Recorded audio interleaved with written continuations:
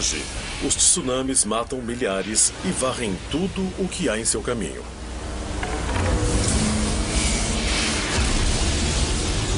Terremotos destroem cidades inteiras e furacões exterminam paisagens, deixando centenas de mortos e milhares de desabrigados.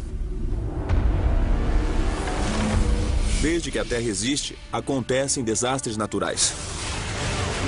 Mas esses desastres são mesmo capazes de varrer todos os vestígios de nossa existência, incluindo a arte, a arquitetura e a tecnologia? As evidências sugerem não só que isso é possível, mas que já aconteceu várias vezes. É bem possível que civilizações antigas tenham sido destruídas num grande desastre natural sem deixar rastros. O desenvolvimento lento de simples caçadores e coletores das sociedades muito complexas não parece mais ter sido tão gradual. Nos últimos anos, cientistas encontraram evidências de culturas antigas e que foram um dia prósperas milhares de anos mais velhas do que se imaginava. Mas o que aconteceu a elas? Como elas desapareceram? E isso poderia acontecer de novo? A mãe natureza vai cobrar um preço muito alto por este planeta. Seria a grande ruína da humanidade. Estamos mesmo destinados a ser varridos da face da Terra e nos tornarmos só mais uma civilização perdida. Civilização perdida.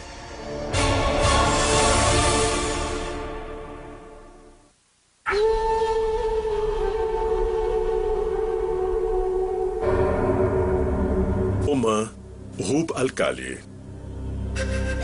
O deserto de Rub al-Khali, em Oman, esse terreno proibido e desolado na Península Arábica, é marcado nos mapas como o quarteirão vazio.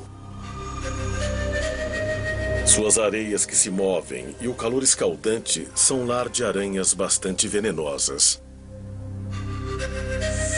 Serpentes mortais e grupos de beduínos nômades. Mas antigas lendas descrevem essa área como um lugar diferente. Foi aqui, há aproximadamente 5.000 anos, que existiu um reino mítico chamado Ubar. Famosa por suas riquezas e beleza, mas supostamente destruída por Deus por sua perversidade e corrupção. O que se diz no Alcorão, em várias suras diferentes, é que um grande vento chegou e destruiu a cidade porque ela não vivia de acordo com a palavra de Deus. Na verdade, os profetas chegaram e queriam mudar tudo para que fossem corretos, mas eles recusaram. Então a cidade e a civilização foram destruídas.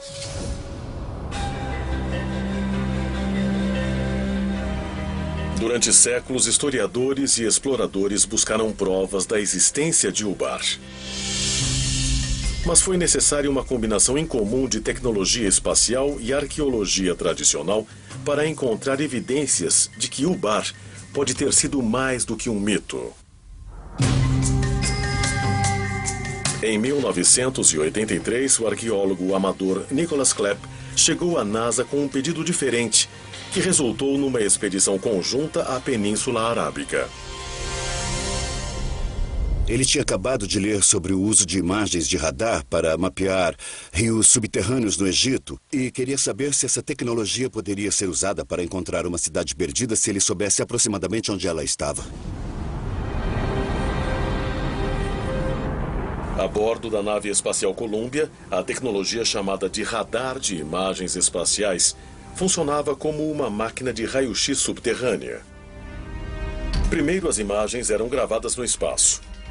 Depois, manipuladas digitalmente para revelar detalhes sutis não visíveis a olho nu, incluindo leitos de antigos rios e rotas de caravanas agora enterradas na areia.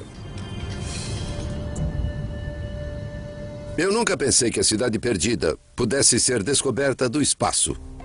Mas eles começaram a persistir nisso, analisando as imagens que achavam que poderiam ser interessantes. Uma das grandes vantagens das imagens de satélite é que você pode ver uma região inteira para ter um contexto das imagens. Essa é uma imagem do radar da nave espacial de uma parte do sudoeste do deserto do Egito, parte do Saara, que agora é um dos lugares mais secos da Terra. Essa enorme mancha aqui é um rio, um antigo braço de rio da largura do Nilo, o atual Vale do Rio Nilo. Você percebe que dentro dela há um pequeno braço de rio passando por aqui. E se formos a esse lugar em campo, ele é assim. Aqui sou eu no meio de um daqueles rios olhando um cânion de cima. Isso nos deixou empolgados, porque o povo antigo dependia das mesmas coisas que nós. Você precisa ter acesso à água e a redes de transporte. Então pudemos ver a relação dessas diferentes características e, na verdade, vimos rastros na área. Assim, isso aqui se tornou um ponto de partida na procura por Ubar.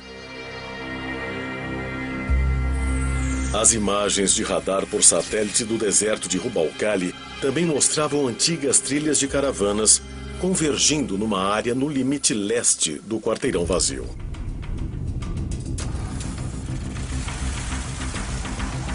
Usamos o que era uma tecnologia nova para pessoas comuns, o sistema GPS. Nós a usamos em combinação com a navegação de helicóptero para descobrir a estrada que vimos nas imagens em satélite e para segui-la pelo deserto. E isso foi extremamente emocionante.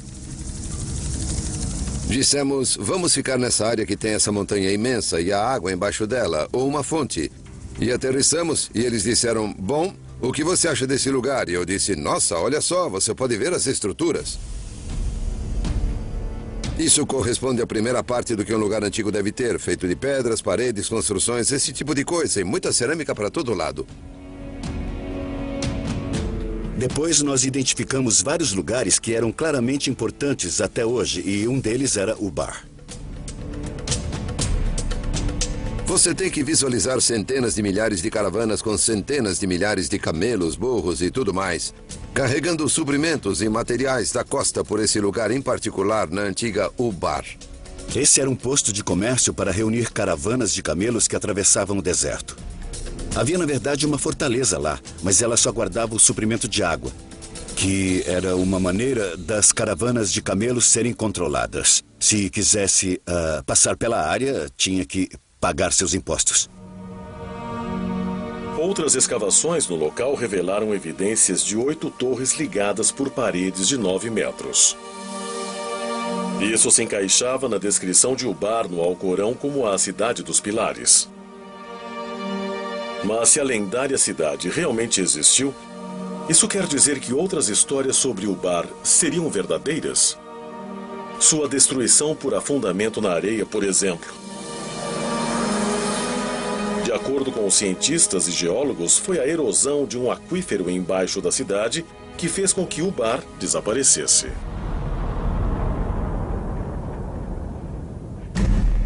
A evidência arqueológica em torno do local parece indicar que, quando os suprimentos de água diminuíram, a fortaleza desabou com o escoamento. E as pessoas foram embora, muitas delas morreram. Foi o mesmo destino estranho retratado nas lendas antigas. Mas um evento tão bizarro poderia realmente varrer uma população inteira? Ele poderia destruir todos os vestígios de uma cultura, uma língua, uma civilização. De acordo com muitos arqueólogos e historiadores modernos, uma consequência tão devastadora não só é possível, mas também muito provável. Nós não sabemos muito nem sobre a história relativamente recente. Se você voltar 2 ou 3 mil, 4 ou 5 mil anos, depois da última era do gelo e talvez 1 ou 2 eras do gelo, tudo mudou. Até as civilizações humanas, organizações humanas, comunidades humanas, elas se perderam. Culturas mais antigas, particularmente as que não tinham escrita, são esquecidas frequentemente. Não há registro histórico, claro. E o único registro em potencial é o arqueológico. Então, isso exige que um arqueólogo encontre o que ficou para trás e depois reconstrua a história a partir disso. Durante décadas, os cientistas acreditaram que os seres humanos existem há aproximadamente 200 mil anos. e que o que chamamos de civilização surgiu apenas há poucos milhares de anos. Mas novas descobertas desafiam constantemente o que realmente sabemos de nossa própria história. A visão comum diria que você tem uma civilização quando descobre as primeiras cidades e as primeiras escritas. E isso aconteceu por volta dos anos de 3.500 a.C., no Iraque e na Mesopotâmia. E é nessa época que os bandos ou grupos de pessoas se transformam de caçadores e coletores em sociedades agrárias. Ou seja, quando puderam plantar a própria comida. Depois que isso aconteceu, eles puderam se estabelecer em um lugar. E é nesse assentamento da humanidade é que nós começamos a falar no conceito de civilização. Nós sabemos muito bem até um certo ponto, talvez dezenas de milhares de anos. Também sabemos muito bem dos estudos evolucionários sobre em que época os humanos deveriam estar por aqui. E essa brecha entre haver humanos e as civilizações que estudamos bem é grande. Então existe uma questão excitante sobre desde quando há civilização. Mas se o bar realmente existiu, quantas outras cidades antigas estão enterradas, esperando ser encontradas? E uma vez descobertas, o que vamos encontrar? Talvez a evidência de nosso próprio passado. Ou vamos encontrar pistas para a nossa futura destruição?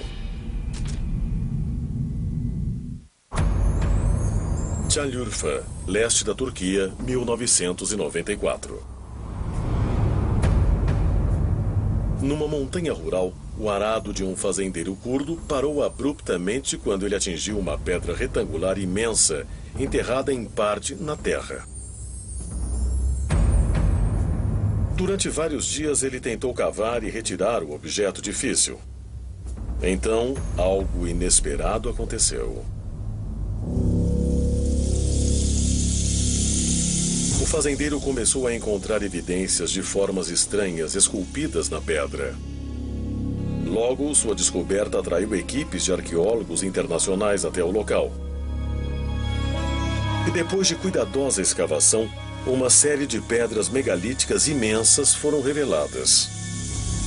E nelas havia relevos incrivelmente bem preservados de animais, incluindo javalis, raposas, bovinos e várias aves, muitas não nativas da região.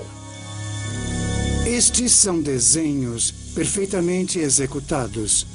Alguns leões são realmente incríveis. É bem claro que é um lugar extraordinário.